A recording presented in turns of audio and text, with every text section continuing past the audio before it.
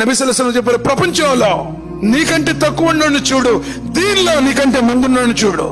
చెప్పులున్నాడు, చెప్పులు లేనోడు కలిసి చూస్తే అల్లా అల్లా నాకు చెప్పులు ఇచ్చావు, లేకపోతే నా కాళ్ళు కూడా కాలిపోయాయి, కృతజ్ఞత బాగుంటుంది.